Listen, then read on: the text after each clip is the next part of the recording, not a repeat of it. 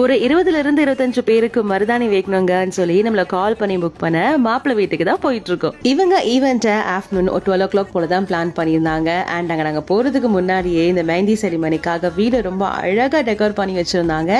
And evening நடக்க போகிற groom to be பார்ட்டிக்காகவும் நிறைய கியூட் லிட்டிலாக டெக்கரேஷன் திங்ஸை ரொம்ப அழகாக ஆர்கனைஸ் பண்ணி வச்சுருந்தாங்க. இது மாப்பிள்ளை வீட்டு சைடில் கண்டக்ட் பண்ணுற மெஹந்தி செரிமனி. ஸோ இதில் பிரைடல் மெஹந்திலாம் கிடையாது, வெறும் கெஸ்ட் புக்கிங் மட்டும்தான். ஸோ எத்தனை பேர் வந்தாலும் அவங்க கேட்குற மாதிரியே போட்டு கொடுத்துங்கக்கான்னு சொல்லிட்டு மாப்பிள்ளையோட சிஸ்டர் புக் பண்ணும் போதே நம்மளுக்கு இன்ஃபார்ம் பண்ணியிருந்தாங்க.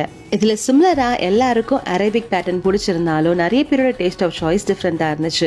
நிறைய பேருக்கு மண்டேலா, இண்டோ அரபிக், ட்ரெடிஷ்னல் சொல்லிட்டு வித்தியாசமா கேட்டிருந்தாங்க. அவங்க கேட்ட எல்லாரோட ப்ரிஃபரன்ஸ்க்கு ஏற்ற மாதிரி அவங்களுக்கு போட்டு விட்டாச்சு.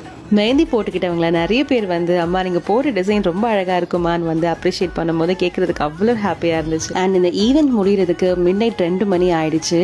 அண்ட் பிரைடோட சிஸ்டர்ஸ் எல்லாம் அக்கா ரொம்ப லேட் ஆயிடுச்சு, நாங்களே வீட்டில் வந்து கார்ல ட்ராப் பண்றோம்னு சொல்லிட்டு அவ்வளோ சேஃபாக கூட்டிட்டு வந்தாங்க. ஸோ இவ்வளோ லேட் ஆனாலும் எல்லாருக்காக வெயிட் பண்ணி இவ்வளோ பொறுமை எங்களுக்காக மெஹந்தி போட்டு கொடுத்தீங்க, ரொம்ப தேங்க்ஸ் அக்கா அப்படின்னு சொல்லியிருந்தாங்க. உங்க வீட்டு மெஹந்தி செரிமனிக்கும் ஒரு மெஹந்தி ஆர்டிஸ்ட் நீங்க தேடிட்டு இருந்தீங்கன்னா உடனே மருதாணி கரை நல்லதை கண்டிப்பா கான்டாக்ட் பண்ணுங்க.